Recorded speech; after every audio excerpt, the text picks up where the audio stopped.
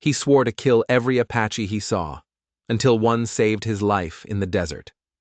The water was gone, the horse was dead, and Boone Carter was 3 days into what should have been his final hunt. But this wasn't just any hunt. This was a reckoning, and the desert, it seemed, had other plans. Something was different about this stretch of wasteland. The heat wasn't just hot.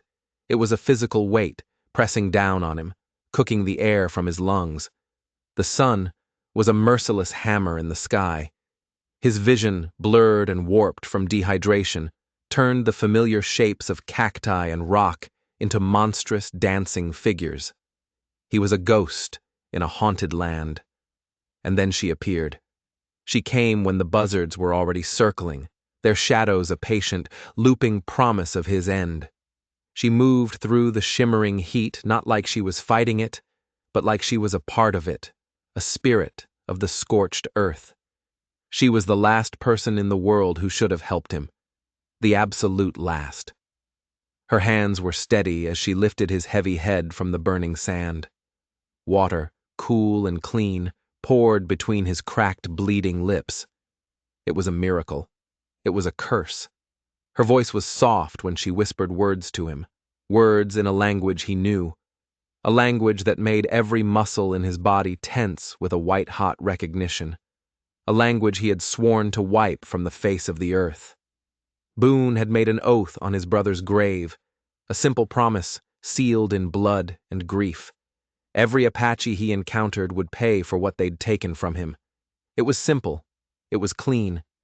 It was the only thing that had kept him going, the only fuel for his heart. So why was he still breathing? The woman worked through the night. The desert cold bit deep, but she kept a small, smokeless fire alive. She pressed cool, damp cloths to his burning skin, drawing the fever out of him. She fed him tiny sips of that precious water, never wasting a drop. She asked no questions. She demanded no answers. She just saved him. But when morning finally came, when the fever broke and the world snapped back into sharp, agonizing focus, Boone saw something that shattered every rule he had for survival, every law of hatred he lived by. The woman was gone. But on the ground beside him, drawn with careful, deliberate precision in the sand, was a symbol. A clan symbol he recognized from his obsessive tracking. A symbol that should have sent him scrambling for his gun. Instead, it left him with a question that would echo in his skull across every mile of scorched earth that lay ahead. What does it mean when the person you've sworn to destroy becomes the only reason you're still alive? 3 weeks earlier, Boone Carter was a different man entirely. He wasn't a hunter. He wasn't an instrument of vengeance. He was a rancher. He owned land, he raised cattle, and he believed with a simple, honest faith that the world made sense. You worked hard, you treated people right, and the world gave you back what you put in. Then the raid came. It came in the dead of night, silent and swift. His younger brother Marcus was visiting from town. He'd brought news, a new bridle for Boone's favorite mare, and a bottle of whiskey to celebrate a successful roundup. They sat on the porch, laughing under a blanket of stars, feeling like kings of their small corner of the world. They never saw the attack coming. They never heard a thing until it was too late. When dawn broke, the world was painted in smoke and blood. Marcus lay cold in the dirt, his life soaking into the very earth Boone had fought so hard to claim. The raiders had taken his best horses, burned his barn to the ground, and left him with nothing. Nothing but a grief so vast it felt like the sky, and a rage so hot it felt like the sun. Standing over his brother's body, Boone had made a promise that felt like swallowing hot iron. He would track down every single Apache involved in that raid. He would find them. He would make them pay for what they'd stolen from him, for the brother they'd ripped from his life. He would not rest. He would not stop. Not until justice was served from the barrel of his gun. For weeks, that promise was his whole world. He followed their trail across a landscape designed to kill men like him. He learned to read signs in the dust that were invisible to most. He learned to track a shod horse versus an unshod one, to tell how many men were in a party by the depth of their tracks. He learned to survive on a handful of jerky and a mouthful of water a day. His pursuit became his religion. His hatred became his prayer. Now, collapsed in the sand, his lips cracked and his vision failing, Boone realized his hunt was over before it had truly begun. The desert was claiming him. The same uncaring wilderness that had swallowed so many others who dared to test its limits. But then, those gentle hands lifted his head. Cool water touched his mouth, a gift from an enemy. And a voice he should have feared, a voice he'd heard in his nightmares, whispered words of comfort as the world went dark. Consciousness returned to him slowly, piece by painful piece, like a man surfacing from the bottom of a deep, dark lake. The first thing he felt was the shade, a blessed relief from the sun's unending assault.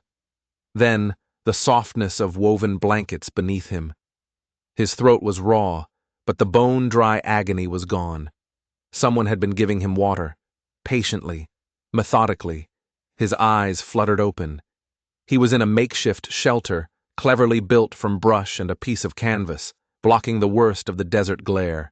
Beside him, within easy reach, sat a clay pot filled with cool, clean water. Next to it, strips of dried meat were laid out on a flat stone. The care was deliberate, purposeful. Someone wanted him to live, and that simple fact made no sense at all. "You're awake." The voice came from just outside the shelter. It was the same soft voice from the night before, but now it spoke English, with an accent he couldn't quite place. "Don't try to sit up yet.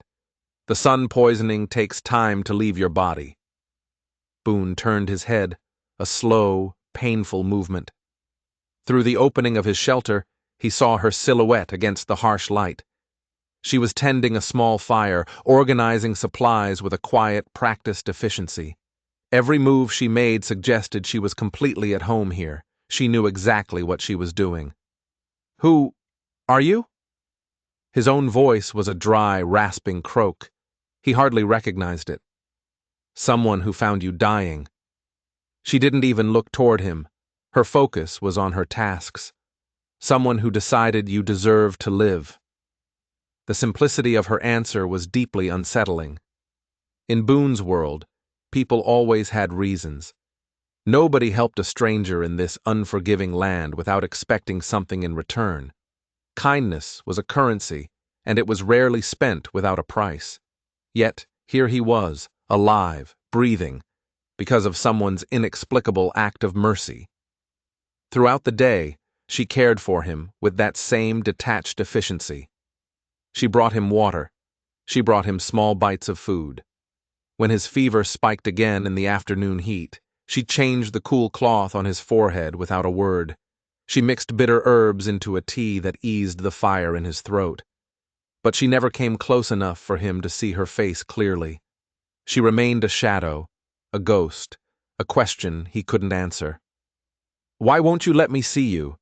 Boone asked during one of her visits, his voice a little stronger now. She paused, in the middle of refilling his water pot. He could see her outline freeze against the bright sky. "Because you might not like what you see." "I don't understand." "You will." There was a deep sadness in her voice, a note of resignation that he couldn't begin to interpret. "When you're stronger, everything will become clear." As the second day passed, Boone's strength began to return. His vision sharpened, his thoughts, clouded by fever and dehydration, became clearer. And with that clarity, the memories came flooding back. The raid, Marcus's body in the dust, his sworn oath of vengeance, the burning, all-consuming need to track down those responsible. He tried to sit up, testing his muscles. They were weak, shaky, but they responded. Soon he would be able to travel again. Soon he could continue his hunt. This brief delay would cost him valuable time on the trail, but he was alive. That was all that mattered. "You saved my life," he called out to his mysterious rescuer, his voice almost back to normal. "I need to thank you properly. I need to see your face." A long silence stretched between them, broken only by the whisper of the desert wind. Finally, she spoke from somewhere just beyond the shelter's opening. "Are you certain you want that, Boone Carter?" His blood went cold. She said his name. "Are you sure you're ready to know who pulled you back from death's door?" She knew his name.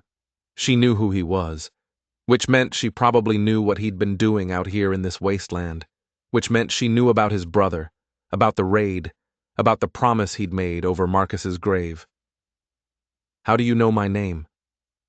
The question came out harder than he'd intended, sharp and suspicious. "The same way I knew you were dying of thirst 50 miles from the nearest water." Her voice seemed to move around the small camp as she continued her tasks. "The same way I knew you'd been tracking my people across this land for weeks." Her people. The two words hit him like a physical blow, a punch to the gut that stole his breath, and suddenly everything made a terrible, impossible kind of sense. Her people. Boone's hand instinctively went to his belt, his fingers searching for the familiar comfort of his gun. But it wasn't there. His weapons were gone. His horse was gone. His supplies were gone. He was defenseless. Alone in the middle of the desert, with one of the very people he had sworn to kill. "Looking for this?" The woman stepped into view for the first time, and the world tilted on its axis. She was holding his revolver in her hands. She was younger than her voice had suggested, maybe 25. Her long, dark hair was braided down her back, and her skin was the color of rich earth, bronzed by countless hours under the desert sun. Her clothes were a practical mix of traditional Apache dress and sturdy frontier wear, leather boots, a woven skirt, a simple cotton shirt.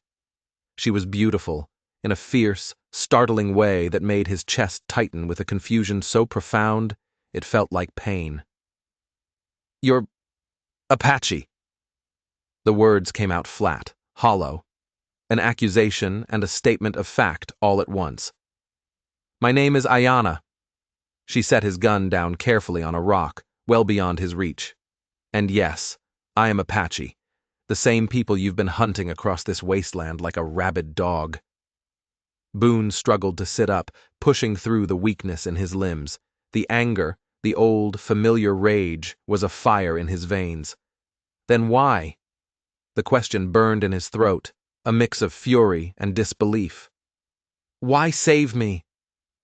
Ayanna knelt beside the fire, her movements calm and deliberate, as if she were dealing with a spooked animal. "Because you were dying," she said simply. "Because leaving someone to die of thirst in the desert, even an enemy, is not our way." "Your way?" Boone's voice grew harder, dripping with scorn. "Your people killed my brother. They burned my home. They destroyed everything I ever worked for." "Did they?" She looked at him directly then, for the very first time. Her dark eyes were unwavering, holding a depth he couldn't read. "Or is that just what you want to believe?" The question hit him like a slap in the face. "I saw the bodies. I saw the blood. I saw what they left behind." "You saw the aftermath of violence," Ayanna said, poking at the fire with a stick, sending a shower of sparks into the twilight air.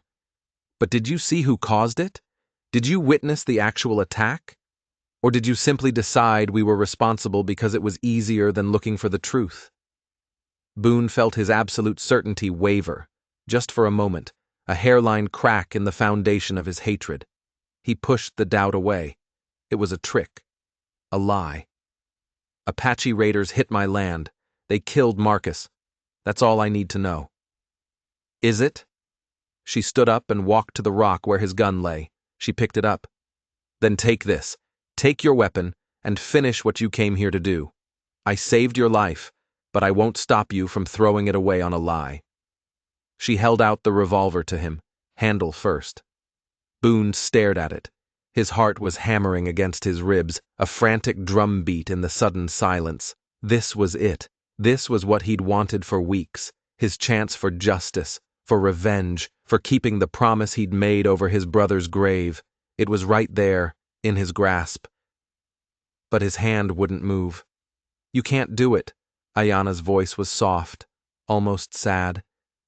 "You know something is wrong with your story, don't you?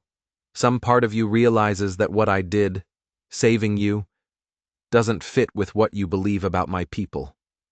"You don't know what you're talking about," he snarled, but the words felt hollow even to him.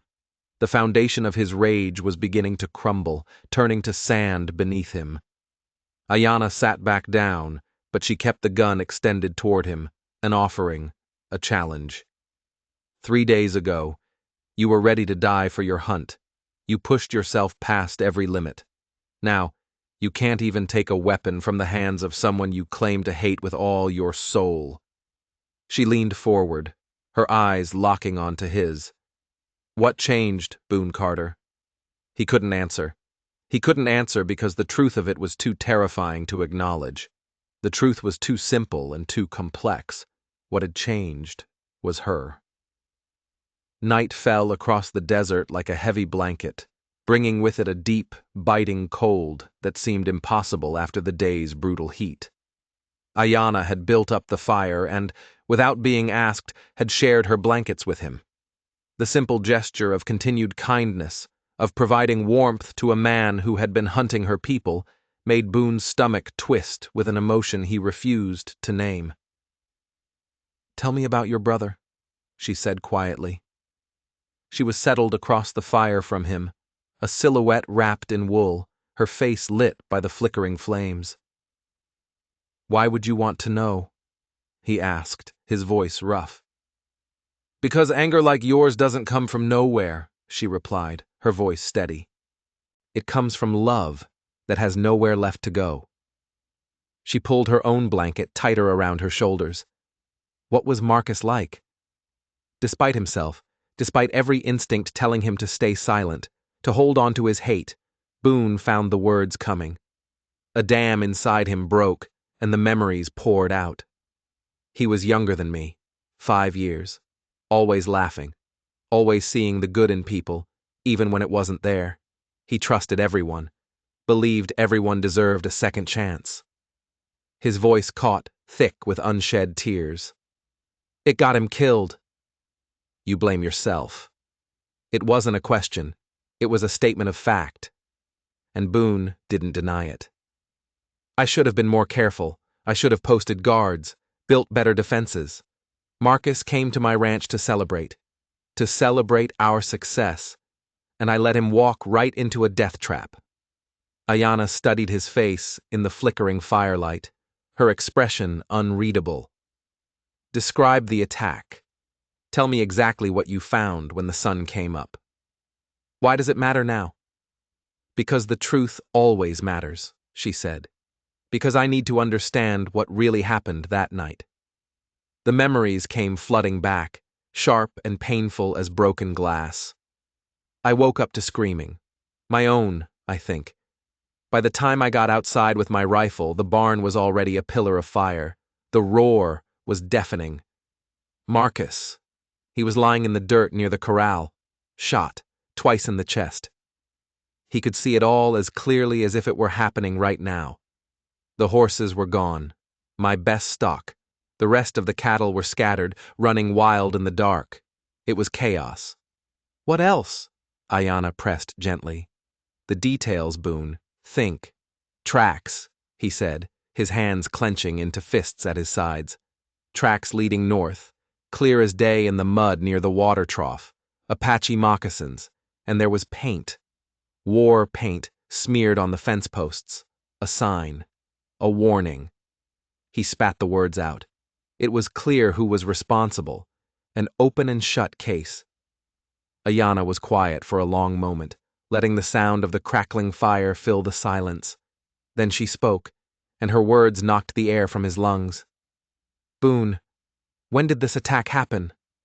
6 weeks ago, the night of the new moon." She shook her head slowly, a sad, knowing gesture. 6 weeks ago, on the night of the new moon, my people were 300 miles north of your land. We were gathered for the harvest ceremonies, a time of peace, a time of thanks.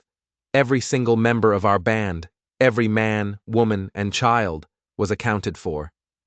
"You're lying," he hissed. "I'm telling you the truth you're not ready to hear." She leaned forward, her eyes intense. "The tracks you found. The war paint. Someone wanted you to believe we were responsible. Someone went to a lot of trouble to make it look that way. But we weren't there, Boone. It wasn't us." He felt the very ground shifting beneath him. His entire world, his entire quest, was built on one solid fact, and she was telling him it was a lie. "Then who?" "That," she said, her voice firm, "is what we need to figure out." Ayanna reached into a small leather pouch at her side and pulled out something that made his breath catch in his throat. It glinted in the firelight. It was Marcus's pocket watch, the one their father had given him on his 18th birthday. Silver, with a small dent on the cover where he'd dropped it once. "I found this at a trading post, a 2-day ride from here," she said, her voice soft now. "The man who was selling it, he had pale skin and spoke English without an accent." How did you know it was Marcus's?" "Because carved into the back are the initials MC," she said, turning it over to show him. "And because the man was drunk and bragging. He said he took it off a dead rancher after raiding his spread." Her eyes met his across the fire, and in them he saw not pity, but a shared purpose. "He said the job was supposed to look like Indian work, but the pay was too good to pass up." The revelation hit Boone like a physical blow. The world spun. Everything he believed, everything he'd built his white-hot rage upon, was a carefully constructed lie. It was crumbling all around him, leaving him exposed and raw. What man? Who hired him? "That's what I was trying to find out when I came across your trail," Ayanna said, tucking the precious watch back into her pouch. She looked at him, her gaze direct and unflinching. "You weren't the only one seeking justice for that night, Boone Carter. I've been tracking the real killers for weeks." The fire crackled between them, the only sound in the vast, silent desert. The full weight of her words settled over him like a shroud. He'd spent 6 weeks hunting innocent people. His hatred had been aimed at the wrong target. His brother's blood was still crying out for justice, and he'd been chasing ghosts, looking in all the wrong places. "Why didn't you tell me this sooner? Why let me believe—" "Because you weren't ready to hear it," she said simply. Ayanna stood and moved to the edge of their small camp, looking out into the impenetrable darkness. "You needed to be at the end of your rope to even consider another truth." She turned back to face him. "And because what comes next, it's going to require us to work together." Dawn came with a cold, sharp clarity that seemed to strip away more than just the darkness. As Boone sat by the dying embers of their fire, he felt 6 weeks of pure, righteous rage slowly transform into something heavier and harder to bear. Shame. Every step he'd taken, every mile he'd ridden in pursuit of vengeance, had been built on a lie someone had carefully constructed, and that he had eagerly believed. "You're wondering if you can trust me," Ayanna said. She emerged from behind a cluster of rocks where she'd been keeping watch, her movements silent and fluid. "You're wondering if this is all some elaborate trap." He was wondering exactly that. It was too much, too fast, a complete reversal of his world. "How do I know you're telling the truth about my brother? The watch could be a trick." Without a word, she walked to her pack.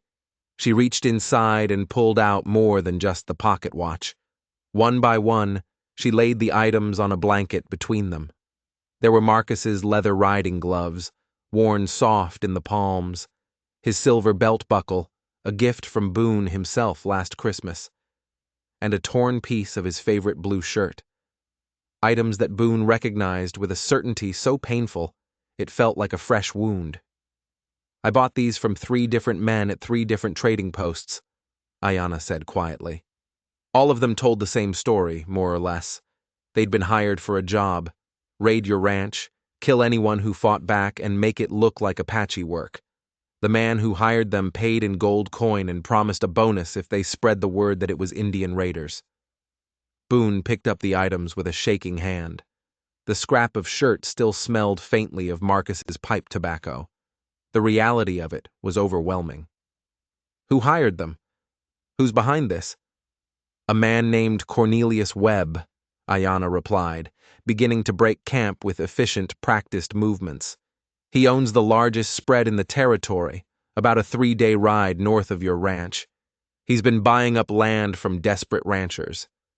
Sometimes he just waits for tragedy to strike to make them desperate. The name meant nothing to Boone, but the pattern was becoming terrifyingly clear. He stages the attacks, blames the Apache. Then, when the ranchers are terrified and grieving, he offers to buy them out for a fraction of what their land is worth. Exactly, Ayanna confirmed. She rolled her blankets tightly. And when ranchers like you refuse to sell, accidents happen. Your brother's death wasn't a random act of violence, Boone. It was business. The cold, calculated cruelty behind Marcus's murder made Boone's stomach turn. His brother hadn't died in some desperate raid for supplies or horses. He had died as a line item in a ledger, a business expense in a rich man's land grab scheme. It was somehow so much worse than anything he'd imagined. Why are you helping me? The question had been burning in him since the previous night. Your people have no reason to care about justice for a white rancher, after what men like me have done. Ayanna paused in her packing, her back to him. Webb's men didn't just raid your ranch, Boone. She turned, and her face was a mask of cold fury. 2 weeks later, they hit an Apache family that was camped on land Webb wanted. They made it look like retaliation from angry settlers. A grandmother and her young grandson were killed. Her voice dropped, thick with pain. The survivors, they were my cousins. Now he understood. This wasn't about helping him. It was about stopping a monster who was using racial hatred as a weapon, turning settler against Apache to hide his own greed. Webb was poisoning the entire territory, and both their peoples were paying the price in blood. So, what do we do? Boone asked, the shame in him now solidifying into a cold, hard resolve. We do what you should have done 6 weeks ago, she said, shouldering her pack. We find the real killers and we make them pay. She looked at him, her eyes searching his. But not with bullets and blind anger, with evidence and justice. Boone stood slowly, testing his strength. The desert had nearly killed him, but Ayanna's care had brought him back from the brink. He was still weak, but a fierce determination was replacing the exhaustion in his limbs. You could have let me die out there. Would have been easier than all this. Easier isn't always right, Ayanna said. She walked over and handed him his gun. Handle first. The same offer she'd made the night before, but this time it felt different. It felt like trust. The question is, can you put aside 6 weeks of hatred long enough to do what actually needs to be done? Boone took the weapon, its weight familiar and strange in his hand. He holstered it without a moment's hesitation. Lead the way. For the first time since he'd met her, Ayanna smiled. It was a small thing, but it transformed her entire face, revealing a warmth that had been hidden beneath layers of caution and sorrow. Then we go north. Webb's ranch is heavily guarded. But I think I know a way to get the proof we need. She started walking across the desert, her stride confident and sure, the stride of someone who knew exactly where she was going. She glanced back at him over her shoulder. I hope you're ready to pretend to be someone you're not. They traveled north for 2 days. Ayanna moved through the harsh landscape like a ghost, following paths that seemed invisible to Boone, but were as clear as a marked road to her. She read signs in the earth, in the sky, in the flight of a distant hawk. She found hidden springs of water he never would have seen. He, who had thought himself a master tracker, was a clumsy child next to her. She was a part of this land, and it spoke to her in a language he was only just beginning to learn. On the second evening, they crested a high ridge. Below them, sprawling across a wide valley, was the Webb Ranch. Boone finally understood the scale of what they were up against. The spread stretched for miles, swallowing up a valley that should have belonged to at least 6 different families. In the fenced pastures, he could see cattle bearing a dozen different brands, clear evidence of Webb's recent hostile acquisitions. The main house was a fortress, a sprawling structure of stone and timber that spoke of wealth built quickly and without restraint. "He's been busy," Boone muttered, studying the operation through a pair of field glasses Ayanna handed him. "Busier than you know," she said, her voice low. She pointed to a cluster of buildings near the main house. "See those men? Coming and going from that long bunkhouse? Those aren't regular ranch hands. Webb keeps a private army." Boone counted at least a dozen men, maybe more. All of them were heavily armed, and they moved with the purposeful, alert efficiency of hired guns, not cowboys. This wasn't a ranch. It was a military outpost. "So how do we get evidence against a man with his own army?" Boone asked, lowering the glasses. "We can't just ride in there shooting." "We don't break in," Ayanna said, lowering herself behind the ridgeline so they wouldn't be seen. "We get invited." She laid out her plan. "Tomorrow is market day in Millfield, the nearest town. Webb always sends a wagon loaded with goods to sell, and a few of his men to protect it. But he also sends his bookkeeper, a man who keeps the records of all his land deals and, more importantly, his payments to the raiders." She pulled a single worn ledger page from her pack. "I already have this. I lifted it from one of his hired guns a few weeks ago. It shows a payment made to the men who killed your brother. But it's just one page. It's not enough for a court to act on." Boone examined the page. The handwriting was neat, precise, businesslike. It recorded a payment for special services with a chilling clinical precision. "How did you get this?" "The same man I bought Marcus's watch from," she said, a grim smile touching her lips. "He was drunk, careless, and very proud of his new wealth." She tucked the page away. "But this is just one page. We need the entire ledger to prove the pattern of murder and fraud." "And you think the bookkeeper will just hand it over?" "Not to me," she said, studying his face in the fading light. "But he might hand it over to a fellow businessman, a rancher who's heard about Mr. Webb's special services and wants to buy some protection of his own." Boone understood immediately. The plan was simple, and it was terrifying. "You want me to walk in there and pose as someone interested in hiring Webb's raiders?" "It's the only way to get close to the real evidence," she said. "The bookkeeper, a man named Thomas Hartwell, drinks at the saloon every market day. I'm told he's proud of his work and tends to boast when he's had too much whiskey." The plan was audacious. It was dangerous. It required Boone to walk into the heart of enemy territory and convince Webb's right-hand man that he was one of them, a ruthless man willing to kill for land. But it was also their only chance. "What about you?" he asked. "Webb's men might recognize you from the area." "They've never seen my face," she said, beginning to sketch a map of the town in the dirt. "To them, I'm just another Apache who keeps to the shadows. But I'll be close. I'll be watching. If things go wrong, I'll be there to help." As she outlined the details of their plan, her finger tracing lines in the dust, Boone found himself watching her face. 6 weeks ago, he would have seen an enemy, a savage, a target. Now he saw a woman whose courage and intelligence left him in awe.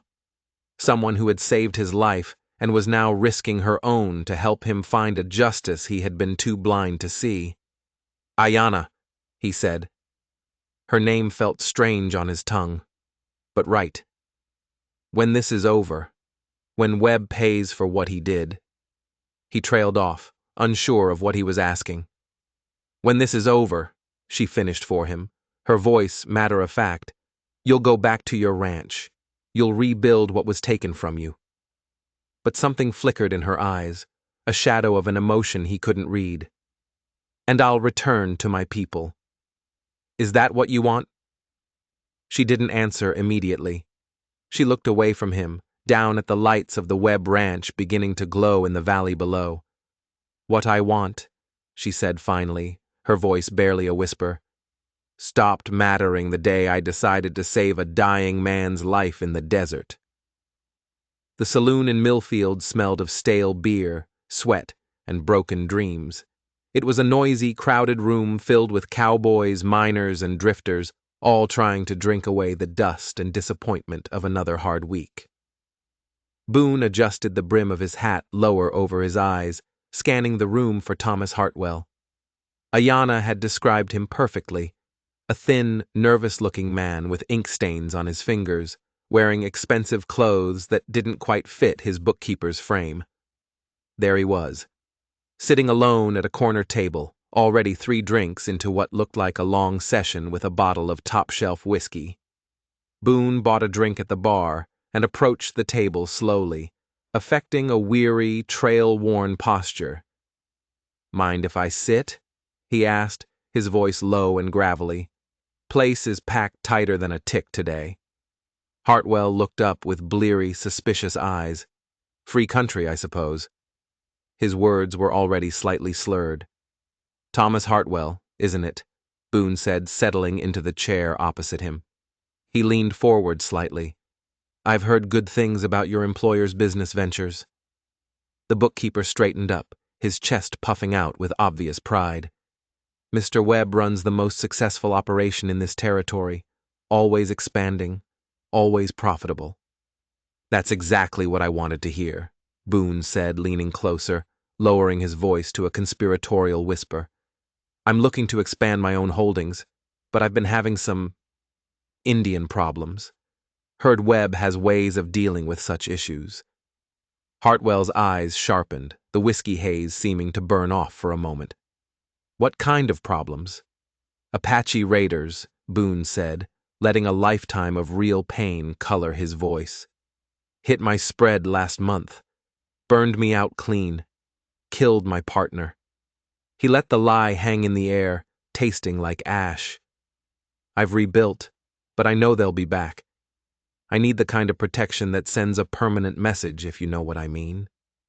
Hartwell glanced around the noisy saloon, then leaned forward, his face inches from Boone's. "Mr. Webb does provide certain specialized services for his fellow ranchers," he whispered. "But it ain't cheap, and it ain't pretty."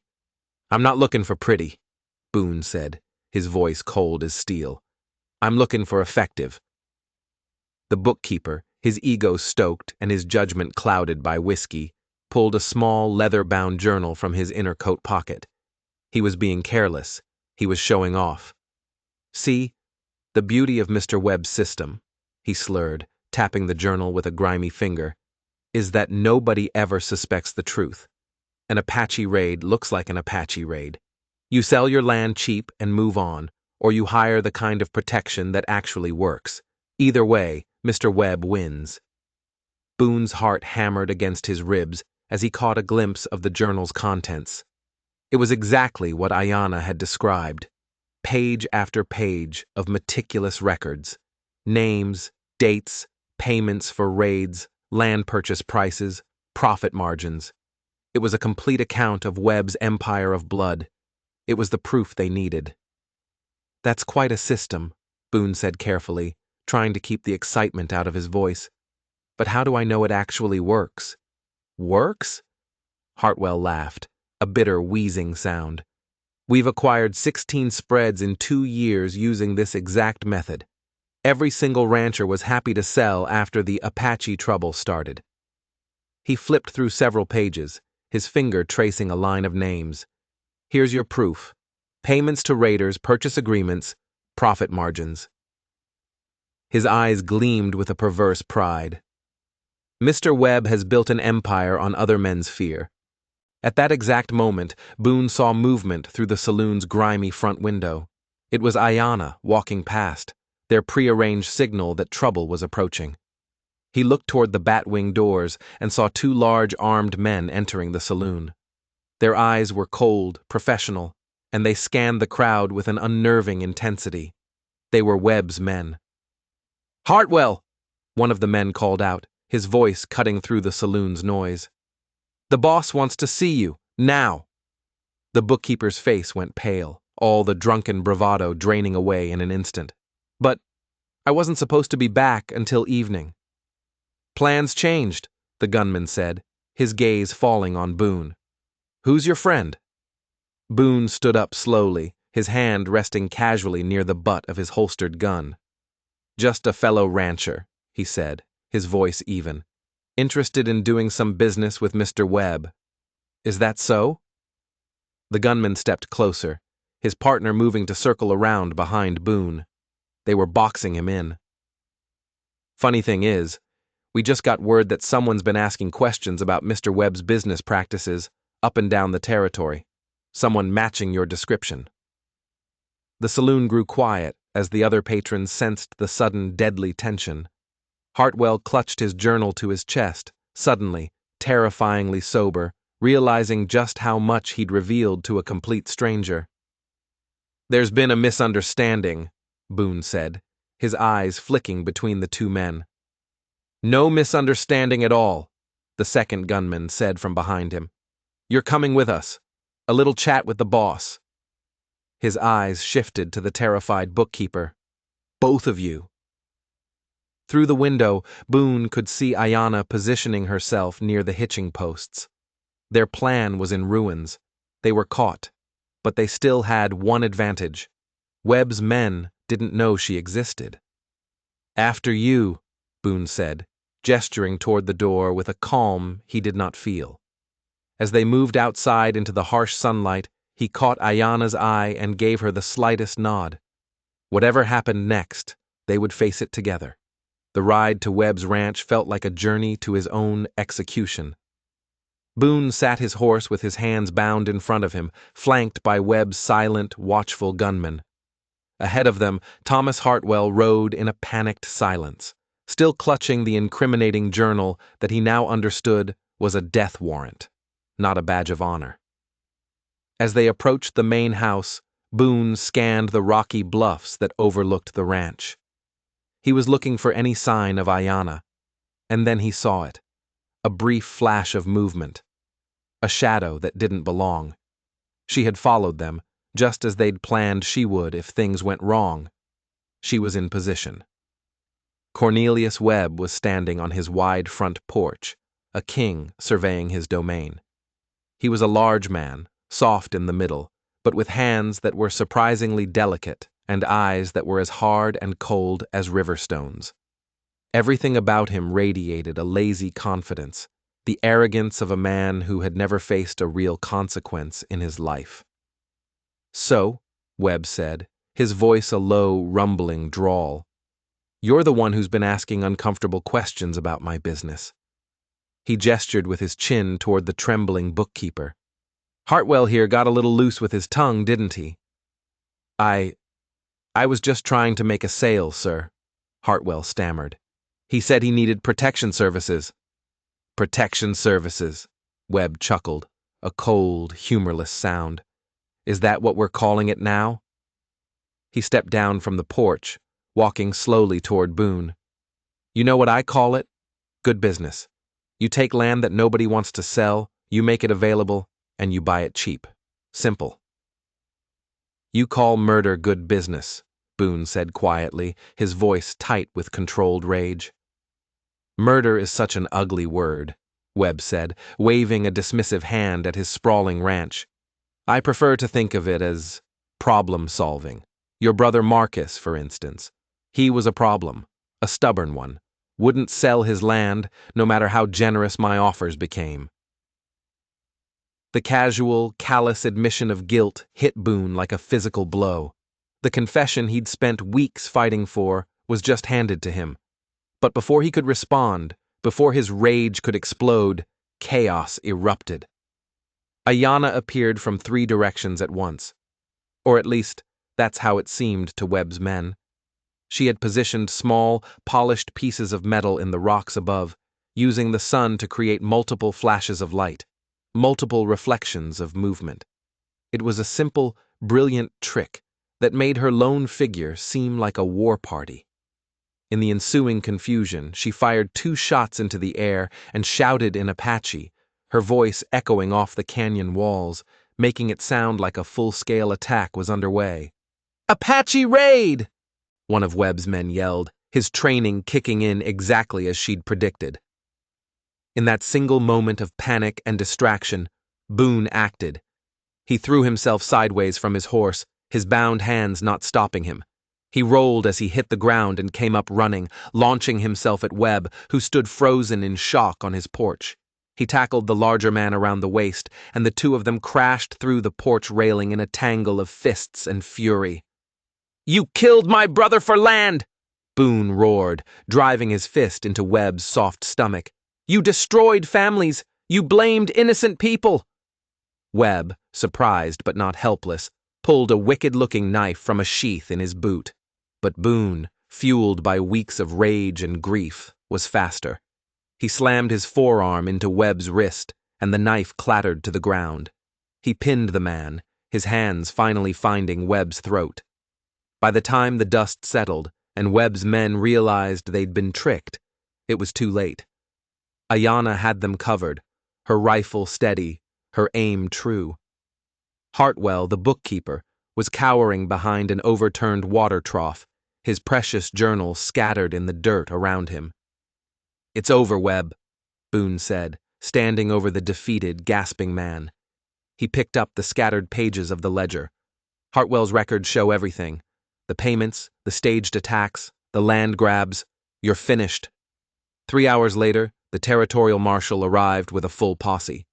Hartwell, faced with the simple choice between hanging alongside Webb or testifying against him, chose survival. His detailed, tearful confession, backed up by the irrefutable evidence in his own journal, painted a picture of systematic fraud and cold-blooded murder that shocked even the most hardened lawmen. Webb and his men were loaded into a prison wagon, his empire of fear and blood crumbling around him. The marshal promised that the families he'd driven off their land would get their property back. Justice, real justice, was finally being served. As the dust from the posse's departure settled, Boone found himself alone with Ayanna beside the very corral where his quest for vengeance had begun. "It's finished," she said quietly. "Yes," he said. He looked at her, this woman who had found him dying, who had challenged his hatred, who had saved his life in more ways than one. "What happens now?" "Now you go back to your ranch," she said, her voice soft. "You rebuild what was taken. You live the life Marcus would have wanted you to live." "And you?" She was quiet for a long moment, looking out at the horizon. "I return to my people. I tell them that the real killers have been caught. I tell them that the truth came out." Boone stepped closer to her. The space between them felt charged, electric. "That's not what I meant," he said, "and you know it." Ayanna finally met his eyes, and in their dark depths, he saw his own feelings reflected back at him. Hope, fear, and something deeper. Something that neither of them had dared to name out loud. "I saved the life of a man who swore to kill every Apache he saw," she said softly, her voice filled with a painful honesty. "What kind of future could we possibly have?" "The kind where that man learned he was wrong," Boone said, his voice thick with emotion. "Wrong about everything that mattered." He reached out and for the first time took her hand, her fingers curled around his. "The kind where two people who found each other in the middle of the desert decide that some things are worth fighting for. Together." She smiled then. The same smile that had transformed her face days earlier, but warmer now, brighter, full of a future he hadn't known he could have. "Your ranch will need a lot of rebuilding," she said. "I suppose someone should make sure you don't make the same mistakes twice." As they rode south together, toward his land, toward whatever future they could build from the ashes of their past, Boone realized that his brother Marcus had been right all along. Everyone did deserve a second chance. Even men consumed by hatred, even those who'd sworn oaths they never should have made.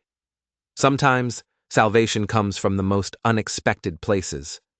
And sometimes, the people you think are your enemies turn out to be the only ones who can save your soul. If you enjoyed this story, click the video on your screen right now to watch another unforgettable tale where destiny and courage collide in ways you never expected. Don't forget to subscribe and hit that notification bell so you never miss a new story. Your support means everything to us.